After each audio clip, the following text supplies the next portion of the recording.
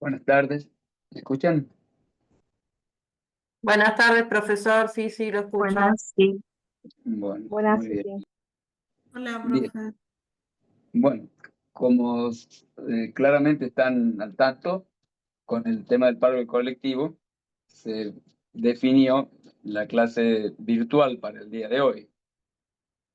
En realidad, las que están programadas, mejor dicho, las clases virtuales. Y en lo personal, y veo que también para otros profesores, cuando hay una variación de un día para otro, como ayer que dijeron que la clase de hoy es virtual, modifica un poco el plan de trabajo de cada uno. Incluso en el caso de informática, creo que les dieron libre para que trabajaran sobre un tema que ya tenían. En mi caso, yo tenía previsto dar otro tema hoy en clase con trabajo de grupo. Así que, bueno, adapté y modifiqué la clase y lo que voy a hacer es completar un poco lo que ya habíamos desarrollado en la última clase virtual. Voy a ver si comparto una pantalla. Un segundo. Bien, ahí estoy compartiendo una pantalla. ¿La ven?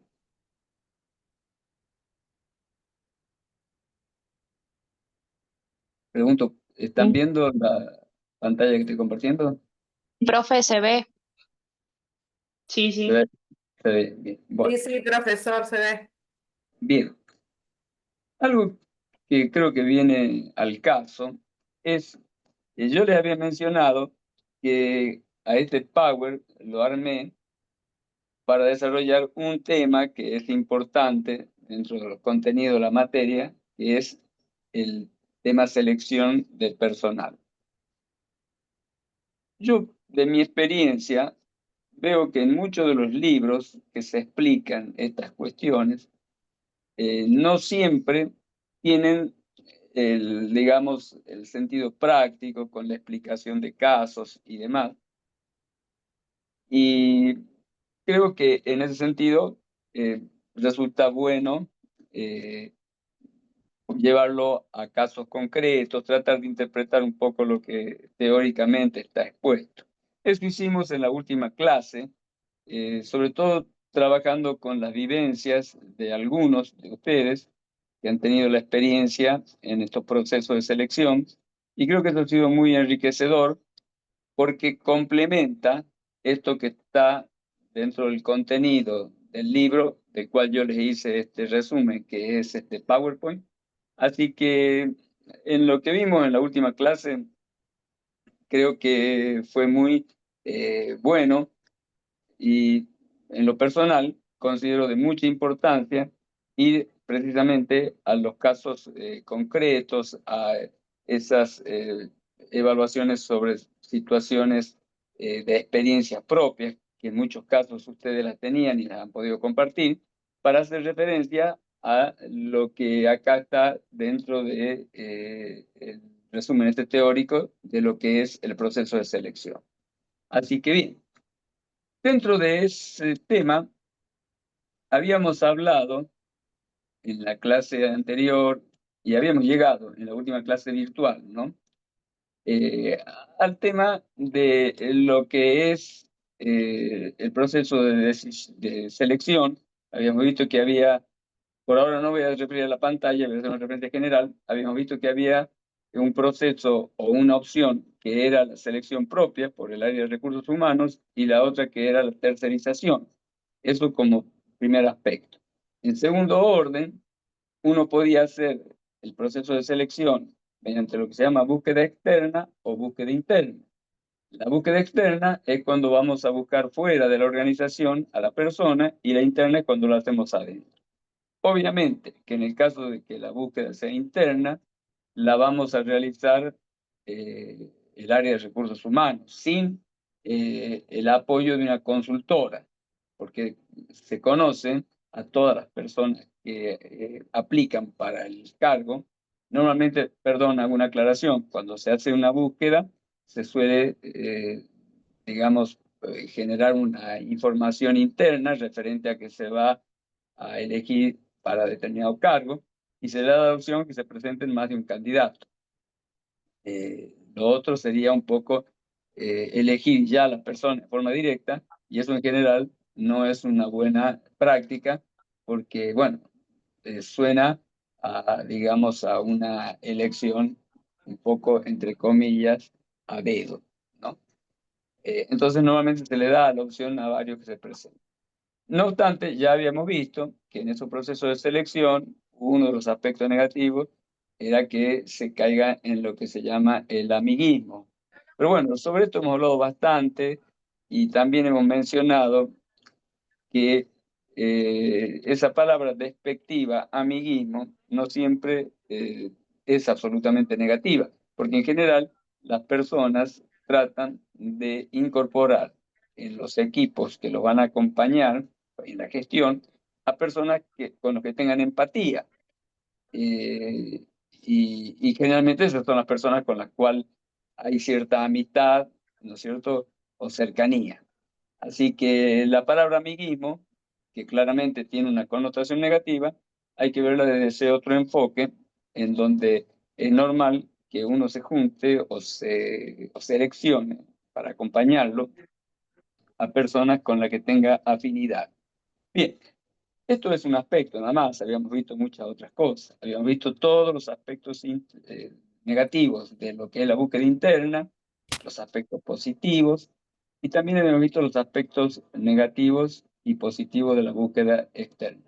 Pregunto, ¿esto más o menos así en general lo tienen presente o no? Para saber en dónde empezamos y empalmamos en esta clase. Sí, esto sí, profe. Bien, Sí. el resto, más o menos. Sí, profe. Profe, también. Bien. Sí, profe. Bueno, sí, en realidad lo que hice es una apretada síntesis de lo que ya vimos y lo que además en clase, como les dije, lo desarrollamos con ejemplos que ustedes mismos pusieron, etc., ¿no? Así que, bien, recuerden un tema importante que era lo que habíamos definido como el perfil de la silla. El perfil de la silla o perfil del puesto, creo que vale la pena ampliar un poquito este concepto, es definir las particularidades que en cuanto a formación, experiencia, características de la persona que requiere el puesto, para lo cual hay que analizar bien cuáles son las funciones del puesto que se quiere ocupar.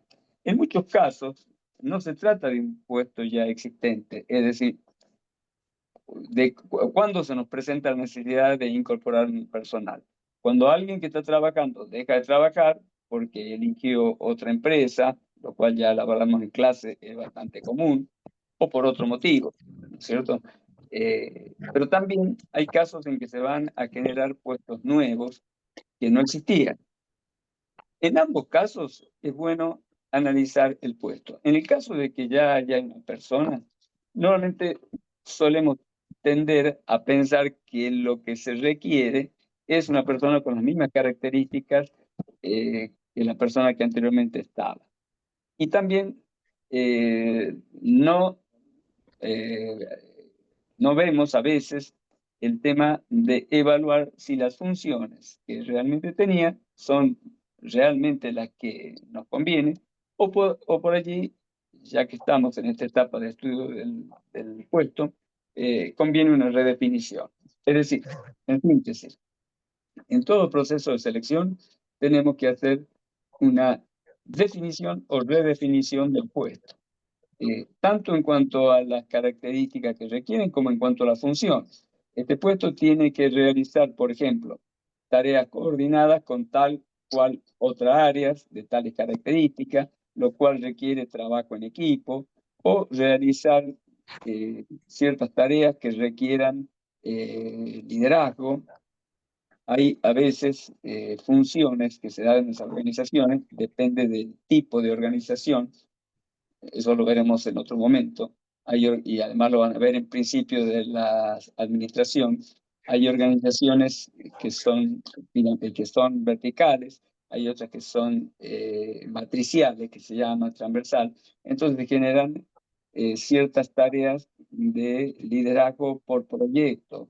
Y en esos casos, las personas suelen tener un equipo que a veces es transversal en la organización. ¿Qué quiere decir que sea transversal?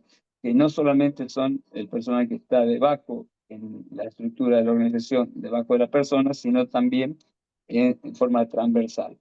Y esos liderazgos que se requieren en estas, digamos, tareas que están en lo que se llama el liderazgo por proyecto, requieren particularidades en las personas, tanto en cuanto a sus habilidades también, como en cuanto a sus estilos, su forma de ser, sus condiciones de liderazgo, etc.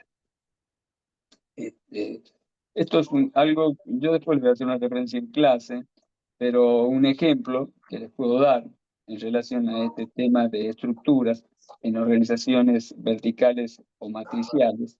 En el caso de IBM, IBM tenía una estructura vertical. Y a fines del siglo pasado, yo diría que por los 80 y pico más o menos, tenía una respuesta poco rápida y ágil en relación al desarrollo, digamos, de tecnología.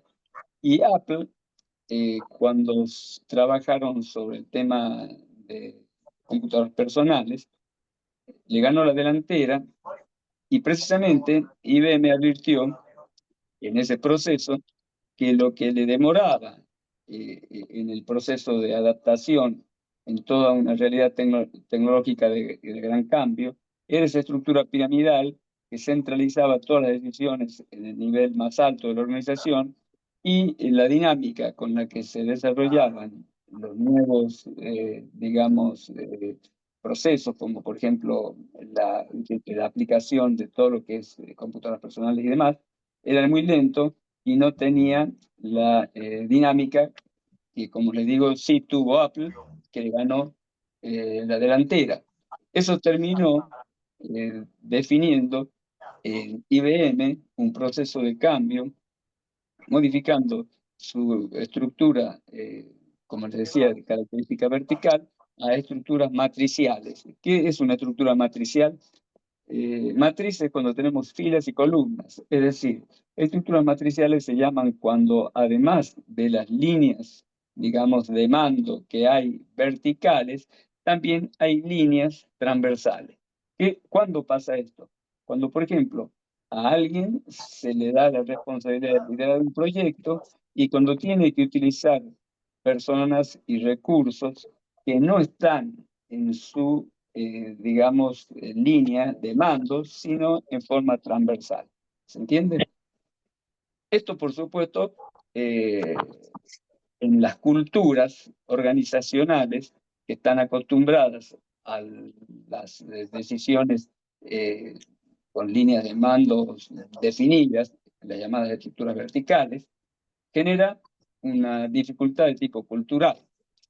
Yo les hablé del tema cultura. El tema cultura tiene que ver con toda una serie de aspectos que se dan en el comportamiento de las organizaciones que van caracterizándola.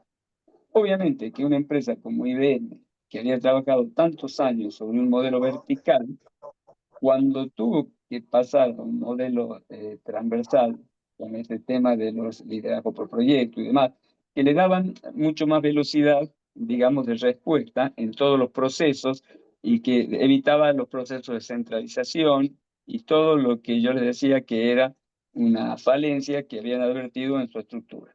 Les decía que todo este cambio generó todo un proceso de cambio cultural importante. Y acá creo que se puede ver bien el concepto este de lo que se llama cultura organizacional. Imagínense que toda una estructura que estaba muy acostumbrada, todas las personas, por supuesto, a depender de un jefe y a su vez a tener subordinados hacia abajo y que no existan otra línea de mando que esa vertical, de pronto generar este modelo matricial genera una dificultad importante y que culturalmente requiere todo lo que se denomina proceso de cambio cultural. Es decir, cuando se va a introducir un cambio tan importante como ese que les digo, hay que estudiarlo y resolver lo que se llaman cambios organizacionales como un proceso de adaptación que hay que ponerlo en práctica y que hay que concretarlo. Con esto les doy una idea de todo lo que es el tema cultura y lo que son los llamados procesos de cambio en materia de cultura. No sé si esto me siguieron y más o menos se entendió. Sí, Sí, profe. Bien. sí, Bueno, se entendió. Profe, una bueno, pregunta. ¿Usted está grabando sí. la clase esta? Sí, Ah, ok. Gracias. bien. Bueno, les decía entonces Sí, que... Perdón, ¿alguna pregunta? Bueno, continuamos entonces. Eh, Había hecho esta aclaración relacionada con el tema de los temas culturales. Yo ya les mencioné que hay otro capítulo en los contenidos de la materia que habla sobre ese tema, después lo vamos a ver, pero de paso, cuando hay una cuestión así eh, tan marcada que permite entender bien el concepto, me parece bien poner el ejemplo. Bien, volvemos entonces a la cuestión de los procesos de selecciones de personal. Estábamos en el tema de la definición del perfil del puesto y le puse énfasis en la importancia de una buena definición o redefinición del perfil del puesto. Bien, vamos a seguir. Bueno, normalmente en los procesos de selección se trabajan con algunos recursos. Por ejemplo, tener archivos de candidatos. Suele pasar en muchas organizaciones que tienen ya personas que se han postulado y que las tienen en esos archivos y que eventualmente, en el caso que se presente una necesidad, se lo busca. Esto es normalmente para, digamos, cubrir niveles, yo diría, bajos en la organización. Cuando tenemos niveles, mandos medios o altos, claramente no se puede trabajar con este concepto de manejar archivos, ¿no es cierto? Eh, También hablamos del tema del currículum. Los currículum forman parte de los procesos de elección. Selección, ¿se acuerdan que hablamos que también hay toda digamos, un modelo de cómo presentar los currículum, que suelen ser normalmente sintéticos, que generan, digamos, información básica de la persona, de su historia laboral, se parte de lo último y se relata lo anterior. Y se trata de ser, como les decía, muy sintético y en todo caso dejar, llamémosle, cuestiones de detalle para que en el proceso de entrevista se trate de analizarlo. Es decir, un buen currículo da información básica, clara de la persona que se postula, pero genera incógnitas que son hechas a propósito, pensando que sean luego investigadas o analizadas en el proceso de selección. Están las entrevistas. El tema de las entrevistas es de mucha importancia. En la entrevista se hace se realiza una interacción con la persona y normalmente las entrevistas suelen estructuralmente como proceso de investigación se pueden considerar las llamadas cerradas en las cuales uno tiene ya definidas preguntas y lo que se va a realizar y normal, o si no, se trabajan sobre los modelos de entrevistas abiertas, en las cuales, si bien hay una guía de la entrevista, se deja la posibilidad de que en el mismo desarrollo de la entrevista se presenten situaciones que lleven a que se profundice sobre algún aspecto sobre el que quizás no se lo había contemplado en forma previa a la entrevista. Yo diría que esto es el aspecto más importante de la entrevista. Precisamente la riqueza que da la entrevista es que durante el desarrollo de la misma se presenta una dinámica que puede dar lugar a que uno advierta en el proceso ese la necesidad o la posibilidad de ahondar sobre algún aspecto determinado, ¿no? Eso es la riqueza que da la entrevista. Que por supuesto no se puede conseguir nunca toda la información que se obtiene de una entrevista del proceso de análisis de currículo. No obstante, eh, son complementarias. Siempre el currículum es una etapa previa a la entrevista. Es más, en el proceso de entrevista, los que van a entrevistar tienen que haber analizado muy bien los currículums y a partir de esa información se va a trabajar en la entrevista. Quiere decir que si bien son dos técnicas de investigación eh, en materia de evaluación, digamos, de las personas, lo que es el currículum, que sería una suerte de modelo estructurado con preguntas definidas. Las preguntas nadie se las hace, pero están implícitas en el sentido de que uno sabe que cuando tiene que llenar un currículum, lo que está haciendo es completando preguntas implícitas, como por ejemplo, bueno, característica de la persona, formación, tareas que se desempeñó, historia laboral, etc. En tanto que en la entrevista, como dijimos, es algo complementario, abierto, enriquecedor y complementario del currículum. Obviamente que las entrevistas son individuales, ¿no es cierto? Más de una entrevista de un entrevistador también genera confusión. En general, se suele tratar de que sea una persona la que entrevista, aunque esto no es excluyente. Hay casos en que, por razones de tener una visión más amplia de lo que se puede percibir de la reunión, se puede haber que exista más de un entrevistador, ¿no? Bien, las referencias. Parte, digamos, de lo que son los procesos de selección son, por un lado, el currículum que se realiza. Sí, Profesor, justo estaba hablando solamente de entrevistas individuales. También son enriquecedoras las grupales. En entrevistas grupales se sacan muchas, o sea, cómo se relacionan o cómo se desenvuelven en cuanto a grupos, ¿sí? Porque en esos casos yo he realizado, digamos, entrevistas grupales y son buenas porque podés ver cómo reaccionan unos con otros, en realidad, y cómo se observan entre ellos.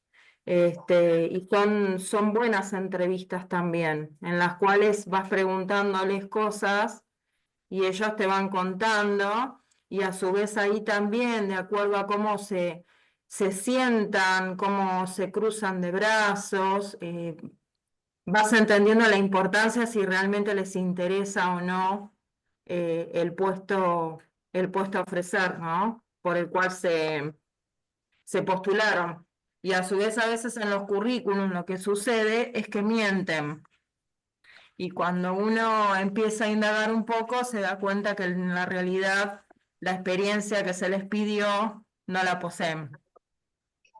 está bien.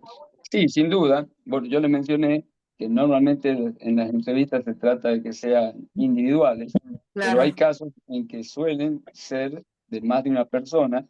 Y bueno, a lo que usted hace referencia a que si lo que queremos conocer es cómo se desempeña en grupo, precisamente ahora ahí vamos a ver un poquito más adelante, que a veces en las entrevistas se trata de realizar una evaluación de lo que puede ser lo que se llama un análisis de caso. Yo tengo claro. algunas situaciones en las que he podido conocer a personas concretamente y a Ujú. empresas que aplican el análisis de caso, ¿no? Claro, Les claro. pongo un ejemplo. Conocí a una persona que lo estaban llamando para Rosario, para hacerse cargo en una planta importante de mantenimiento de calderas, de la parte, digamos, de mantenimiento y también de definición de toda una serie de aspectos relacionados con la logística, etcétera, ¿no?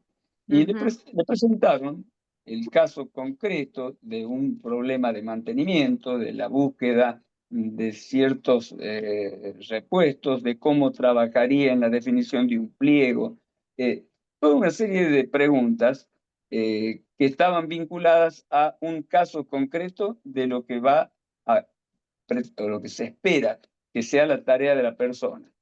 Claro. Ese es un caso.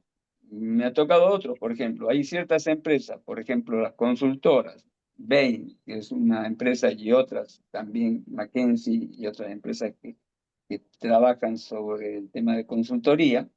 Cuando van a hacer una entrevista, le dan un análisis de caso.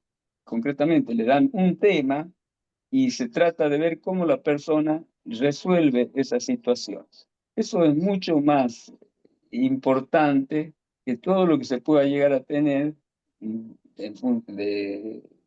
digamos, de información sobre la persona referente a su conocimiento, a su formación, a su experiencia, etc. Es decir, Claro. esto es como de alguna manera, si tengo que buscar un jugador de fútbol, ponerlo a jugar en la cancha y ver si realmente es la persona que realmente estamos necesitando o no. Así Claro, que, igualmente, a ver, las grupales son más que nada cuando son cuestiones operativas que son ingresos masivos y que no requieren a veces, digamos, algo puntual, ¿no? Un perfil muy elaborado, porque los perfiles de mandos medios o perfiles más como tareas de mantenimiento o cosas más concretas, obviamente son individuales, porque ya ahí hay otro tipo de entrevistas también que se hacen con el tema de donde se estudia si pueden trabajar en equipo o lo típico, que no sé si lo conoce también, que seguramente sí, que les hacen hacer con papel de diario o con algunas maderitas que hagan un avión y son 5 personas que no se conocen, pero son distintas metodologías, que solo, digamos, grupales es más que nada cuando es ingreso masivo en la parte operativa. Me refiero a, no sé, 30 operarios para un tema de una empresa en particular en la Bueno, cual... eso lo hacen mucho en Toyota, lo de Claro. hacer, Ujú. pero en realidad eso es más que nada para ver quién lidera o quién Claro. tira ideas, o sea, eso, lo usan eso Sí, para hacer eso, sí, sí, para perdón, sí, ver quién yo es no quién, entendía, qué rol cumple cada uno. exacto. claro, perdón, yo no le entendía algo, Mm, quizás ahora interpreto lo que me estaba diciendo. Usted mm. dice tomar entrevista grupal a un grupo de aspirantes cuando se está por Claro, elegir a más de una persona. claro. Ah, perfecto, sí, sí, sí, bien. No, Sí, yo le sí, sí. entendía. Sí, Mm, bien, sí, obviamente se puede dar en esos casos la posibilidad de poder evaluar aspectos de desempeño dentro del grupo. Y claro, eso obviamente se lo consigue en una entrevista grupal. claro. Eh, Así que sí, eso sin duda que es una posibilidad. Y bueno, todo lo que es la entrevista va direccionada en función de las características. Cuando se va a elegir personas, no para cargos, digamos, operativos de nivel bajo en la organización, sino a mayores niveles, normalmente no se hace nunca una entrevista grupal, siempre se hace una entrevista individual.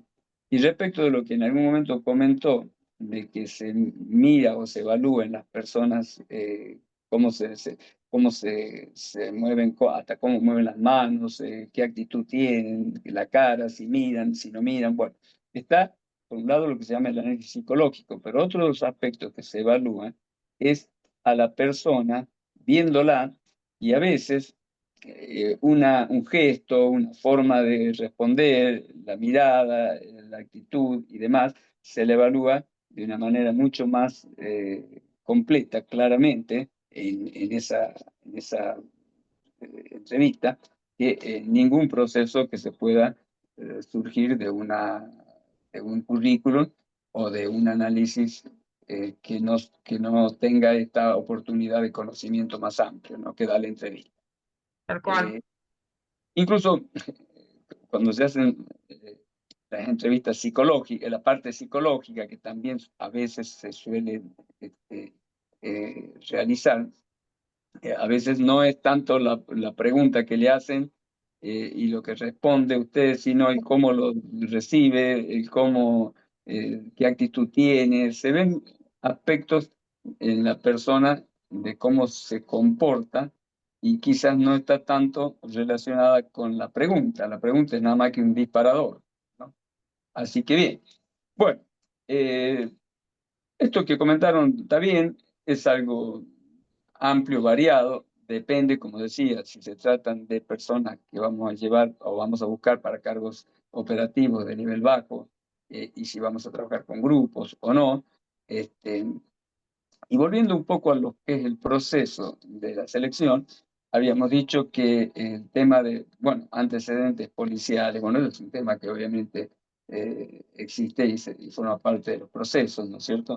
Eh, También, la otra vez lo mencionamos en clase, esto no está dentro de los libros, el tema de las redes, y sin duda que eso es algo de mucho valor. Hoy, muchas personas, sin quererlo, dicen mucho de sus personas a través de las redes sociales. Así que sin duda que hoy es un aspecto que también se tiene en cuenta, ¿no? En general no se tienen en cuenta las recomendaciones, porque, o las referencias, porque se considera que nadie, es muy raro que hable mal de otro. Y en todo caso va a hablar bien, pero ese hablar bien eh, no me permite a mí, eh, digamos, ponderar si realmente eh, es algo, digamos, real, o es simplemente el resultado de una buena relación.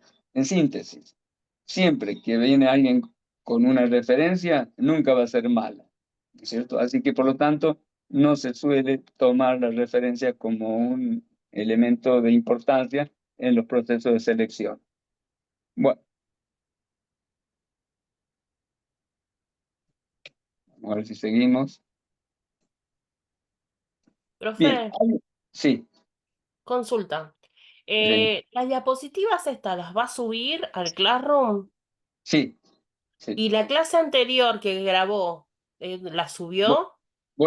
No, no la subí, voy a ver si quedó grabada y la voy a subir. Ah, bueno, listo, está entonces. Lo que pasa es que quizá la clase esta se dio con una dinámica un poco diferente, pero a veces por allí se producen tiempos en el medio y no tiene la clase un desarrollo muy ordenado, porque bueno, la clase interactiva tiene esa característica. Igual Sí. la puedo subir, por supuesto.